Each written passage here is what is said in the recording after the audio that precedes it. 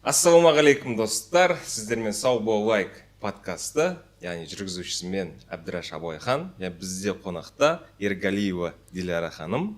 Бұл ханыммен сіздер алдыңғы подкасттарымызда танысқан болатынсыздар. Бүгінгі қозғайтын тақырыбымыз жастардың жыныстық сауаттылығы қандай дәрежеде, және де оларға ол жыныстық сауаттылықты кім үйреткен дұрыс. Сәлеметсіз бе тағы да? Сәлеметсіз бе? Диляра ханым, сізді тағы да көріп отқаныма өте қуаныштымын. Яғни айтып кеткендей, біздің тақырыбымыз жастардың жыныстық сауаттылығы бойынша өрбейтін болады бүгінгі күнде. Бірінші сұрақ, ең алдымен өзіңізге жеке қояйын. Сізге осы жыныстық сауаттылық бойынша басқаларға үйретіп жүрсіз ғой. Ал сізге кім үйретті? Және де отбасыңызда осы жыныстық сауаттылық бойынша тақырып қозғалатын ба еді? Иә, әрине қозғалатын. Енді қыз баласы болғаннан кейін біз анаға жақын боламыз ғой. Как подруга сияқты сөйлесіп, кішкентай кезімізден анам үйрететін барлығын, айтып отыратын ақыл кеңестерін. Одан кейін өзім әпкелерім бар. Әпкелермен де сөз қозғаған кезде ненің дұрыс, ненің бұрыс екенін сол жөнінде. Сонымен қатар мектепте бізде оқып жүрген кезде студент-медиктар келетін, олардың өздерінің бір ұйымдары болатын да, сол бойынша бізге лекция оқитын, гинеколог дәрігерлер келетін. Алғашқы осы қыздарда 5-6 сыныптарда келеді ғой алғашқы етекірт. Сол кездерде сондай бір лекцияны бізге мұғалімдер де оқитын, гинекологпен бірлесіп, мектептің медсестралары бар, солармен әртүрлі брошюралар таратып беретін. Бұндай жайттардан қорықпаңдар, бұл адамның нормалық физиологиялық жағдай деп. Сонымен қатар 11 класстарға бара бастаған кезде осы студенттер келіп, медиктар бізде мектепте түрлі лекциялар оқитын, контрацептивтер жайлы. Бірақ яғни білімді тек қана үйден ғана емес, мектептен, мектеп қабырғасынан да алдым деп айта аламын. Одан кейін универға түскеннен кейін өзім медик бола тұра, өзім де бұл білімді одан әрмен жалғастырып арттырдым. Түсінікті. Жыныстық сауаттылық деп жатамыз, жалпы репродуктивті денсаулық деп те айтылады. Осы сіздердің ойларыңызша, енді сіз бүгін жас болғандықтан өзіңізден жеке сұрағымыз келіп, жеке шақырдық тағы да. Мынау сіздердің түсініктеріңізде ол жыныстық сауаттылық, жыныстық сауатты болу, репродуктивті денсаулықты арттыру деген не мағына білдіреді? Және жалпы жастардың көзқарасы қандай? Жалпы репродуктивті денсаулық деген не дегенде көп жастарымыз бізде түсінбей қалып жатады.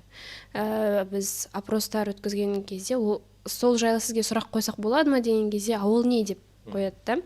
Ол репродуктивті денсаулық дегеніміз ол әйелдің де еркектің де ұрпақ сүюге деген отбасындағы бір қандай да бір психосексуалдық, ақпараттық, физиологиялық, әлеуметтік жағдайының дұрыстығы деп түсіндірсек болады. Жыныстық сауаттылыққа деген көзқарас, ол кейбіреуі қате түсініп жатады, ол қандай сауаттылық деген, сонда бұлар қалай дұрыс жасау керек екенін үйретеді ма, не бұл деген сияқты, ұят емес пе деп те айтылатын пікірлер бар әрине. Бірақ бұнымен біз отбасын жоспарлау, жасөспірімдік жүктілік неге әкеп соғады, контрацептивтердің түрі, оны қалай қолдану керек, еркектерге бөлек бар, әйелдерге бөлек бар, гормоналды препараттар, оның қандай қарсы көрсетілімдері бар, қандай жағдайда қолданады, жедел контрацепция мен гормоналды препараттардың қандай айырмашылықтары бар, сол жайлы үйретеміз. Ал енді сіздер мысалы қыздардың арасында да баршамызға қызық болар. Қыздардың арасында, құрбылардың арасында сіздер мектептен өттіңіздер. Қазір университетте оқып жатырсыздар. Осы жыныстық сауаттылық бойынша, жалпы жыныстық қатынас бойынша әңгімелер қанша жастан басталады, қай периодта немесе сыныптан басталады, және де басқа құрбыларыңыздың осы ерте жыныстық қатынасқа көзқарасы қандай? Негізінде бұл сұрақты біз әрине өзіміз қыздар арасында болғанда, группада болғанда да талқылайтынбыз. Кім қанша жасында білді бұны деген сияқты, әркімге қызықты ғой. Сонда көбінің жауап беруінше мектеп кезінен дейді мектеп болғанның өзінде бастауыштан бастап дейді. Ал бастауыштағы бала оны қайдан біледі деп ойлайсыз? Әрине біз енді біздің заманымызда интернет те болды, телевизор да болды, яғни доступ барлық жерге болғандықтан көбіміз сол интернет желісіне не телевизордан, яғни түрлі мысалы фильмдер болады ғой порнографиялық, вот содан біліп жатады. Яғни менің жасымдағы адамдардан, достарымнан сұрасақ. Ал қазіргі кезде бізде интернет желісі дамып кеткеннен кейін түрлі мысалы фильмдар да бар, сериалдар да бар. Доступ ашық, иә, балаларға тем более. Олар қазір мысалы TikTokта да отырады, неше түрлі видеолар. Сөзіңіз аузыңызда, осы TikToктың жастарға әсері тиіп жатыр деп ойлайсыз ба? Осы ерте жыныстық қатынасқа түсуіне, немесе ақпараттың кең және де ауқымды, немесе доступный, оңай болып қалған ғой. Мен айта алмаймын толығымен осы TikToктың әсері тиіп жатыр деп. TikTok бір жағынан алып қарасаңыз, оның плюстары да көп. Қазір TikTok желісі арқылы түрлі жақсы бір мероприятиялар өткізіліп жатыр. Себебі халықтар көреді ғой, көргеннен кейін сондай жақсы бір іс-шараларға барып жатыр. Білімін арттыруда, бір-бірінен мысалы курс сатып алып жатыр, тіл үйренуде, басқа да марафондардың бар екенін білуде. Мысалы біздің де өзіміздің жобамыз осы TikTok желісінде белсенді түрде жалғастырып жатырмыз, сол арқылы көбі біліп жатыр. Бізді сол арқылы келіп бізге обращениялар да түсіп жатыр. Сондықтан да мен айта алмаймын, тек қана TikToктан көріп, олар осындай бір қызығушылығы басқа жаққа, жаман дұрыс емес жаққа алып кетіп жатыр деп. Бұл жерде әсер ететін источниктер өте көп. Фильмдар болсын, түрлі сериалдар болсын, басқа да әлеуметтік желілер бар. Сондықтан да бір ғана әлеуметтік желімен шектеліп қана қалмайды ғой. Және де қазіргі таңда бірақ та балаларға ата-аналары доступты өздері қойып бере алатын арнайы программалары бар ғой, для родителей либо для ребенка деп. Сондықтан да бұны бақылауда өте. Енді сіздің құрбыларыңыз, сіздің жасыңыз қаншада? 22-де. 22-де. 22 жасар қыздар 18 жас, 16 жас кезінде осы жыныстық қатынасқа түсетін кезде қандай мифтар болды араларыңызда? Сіз енді менің білуімше осы репродуктивті денсаулық бойынша өте сауатты мамансыз, тренер болып табыласыз. Ал сіздердің араларыңызда осы жыныстық сауаттылық, жыныстық қатынас бойынша қандай мифтар өрбиді?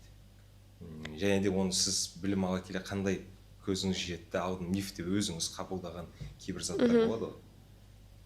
Аңыз. Негізінде медицинаға түспестен бұрын бізде барлығында бүкіл қыздарда да, ұлдарда да бір миф бар. Ол жыныстық қатынасқа түскен кезде қанның болуы деген. Ең алғаш жыныстық қатынасқа түскен кезде қан болса, онда қыз пәк, ол девственница деген сияқты қалыптасып кеткен. Біздің халықта сондай қалыптасып кеткен. Үлкендерде де, кішісінде де. Медицинаға түскеннен кейін көзім жетті, ол миф екеніне.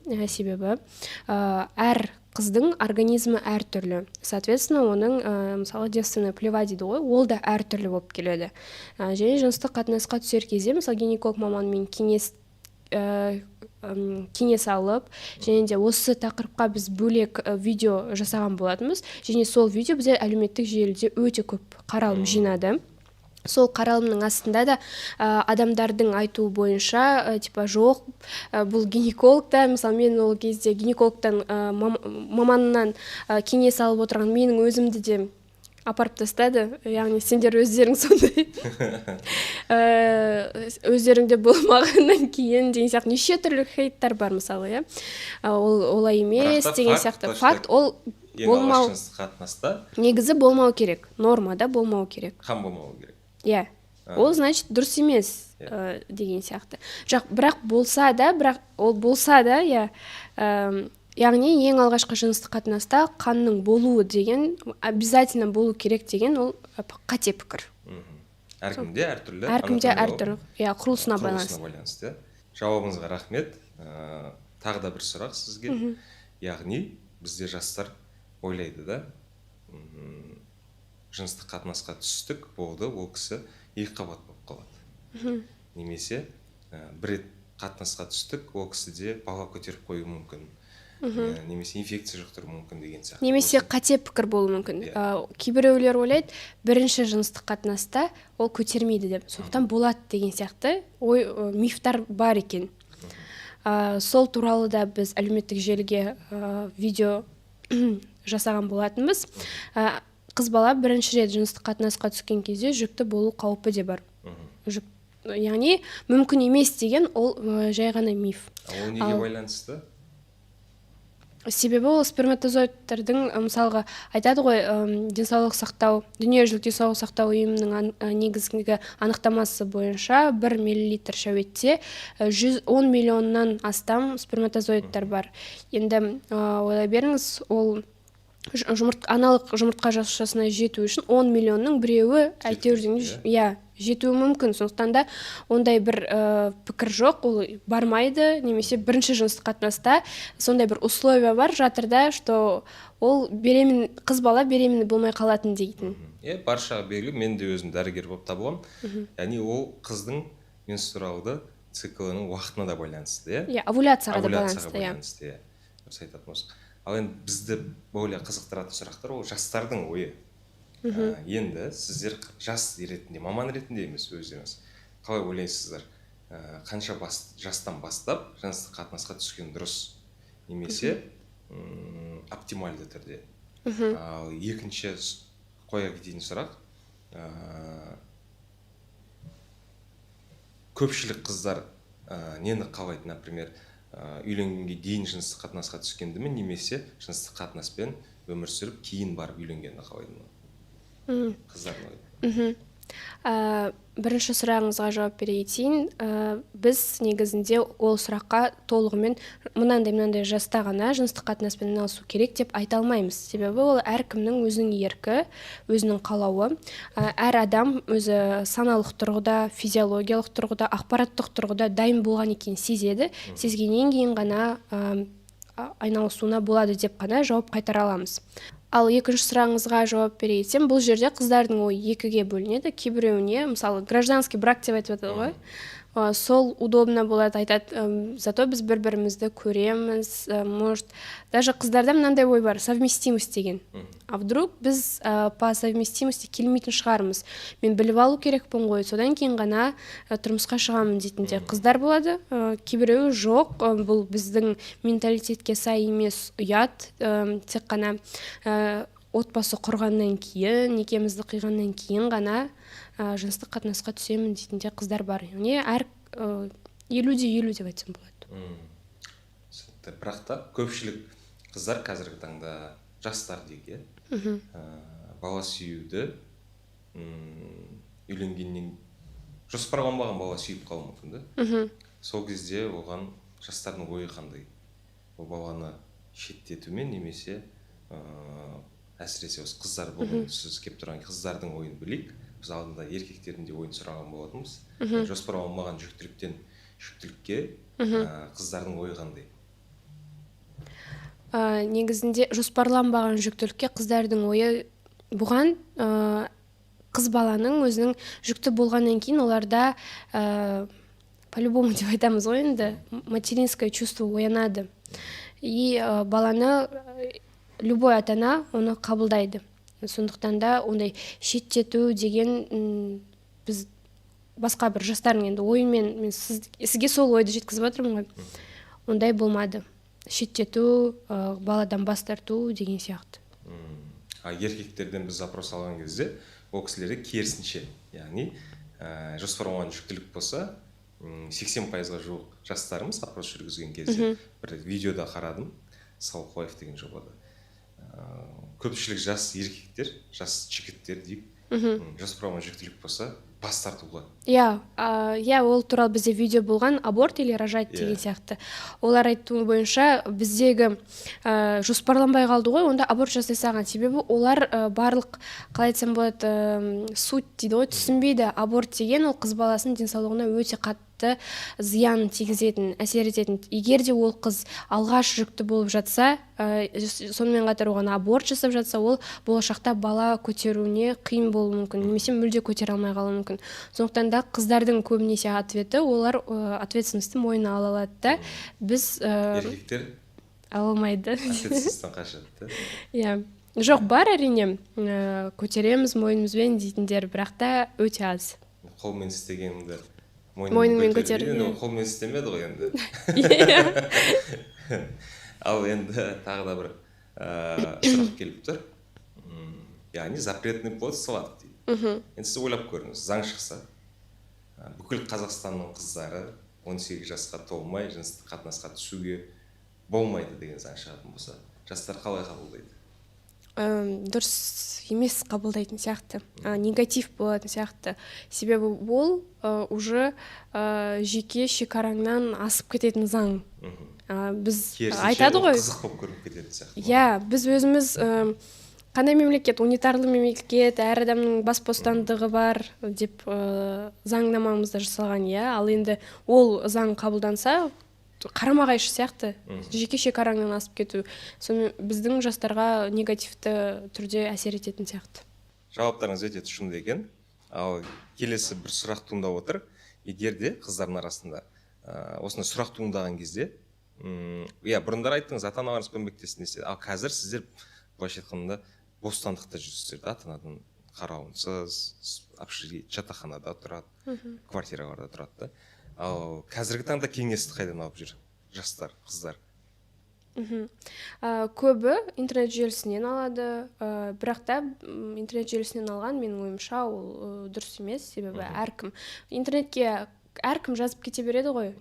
Сондықтан да гинеколог маманға жүгінген дұрыс сияқты. Мысалға өзіміздің қыздар, біз енді сабақта отырған кезде, бізде мысалы доступ бар, акушерство гинекология дейтін циклдар бар. Сол кезде мұғалімдерден қызықты сұрақтарымызды қойып, оған жауап ала аламыз. Немесе бір гинеколог маман, бұған дейін кішкентай кезімізде бұған ответтерді біз ата-анамыздан, қыз баласы әрине анасынан, немесе сынып жетекші, екінші анамыз деп айтып жататынбыз ғой. Сол кісілерден де кеңес ала алатынбыз. Қазіргі таңда әлеуметтік желілерде көптеген тренерлер, коучтар көбейіп кетті. Соның бірі мына инфо-цыгандар деймін, айтамыз. Солардың бірінің арасында мынау жыныстық сауаттылық бойынша, жыныстық сауаттылық деп емес, жыныстық қатынасқа түсуді дұрысын үйретемін, немесе мен сіздердің либидоңыз көтеремін, түрлі көп түсінген боларсыз. Солар жастарға, сіздерге қалай әсер етеді? Негізінде біз бұндай тренингтарды өткізуге, оларға баруға, жүгінуге қарсымыз. Мен ойлаймын, өзінің сана сезімі биік адам, білімі жоғары адам ондайларға сене бермейді, себебі ол тренингтарды кім өткізіп жатқаны да белгісіз, ол маман ба, оның белгілі бір сертификаты бар ма, оқуы бар ма, белгісіз ғой. Сондықтан да тек қана маманға жүгіну керек, немесе өтер алдында оның сертификатын сұрау керек, қайда оқыған. Мүмкін егер де репродуктивті денсаулық бойынша тренер болса, ғана жүгінуге болады деп ойлаймын. Жауабыңызға рахмет. Бүгінгі сұхбат өте қызықты болды деп ойлаймын. Сондықтан да, яғни жастар осындай сауатты, жыныстық сауаттылығын арттырумен көптеп айналысу керек сияқты, иә, себебі ол қазіргі сауырпақ, демографиямыздың артуына өте көп ықпалын тигізеді, үлесін қосады деп те айта аламыз. Сондықтан біздің, яғни көрермендерімізге өзіңіздің бір-екі тілегіңіз болса, жалпылама ескертпелеріңіз болса да айтып кетсеңіз болады.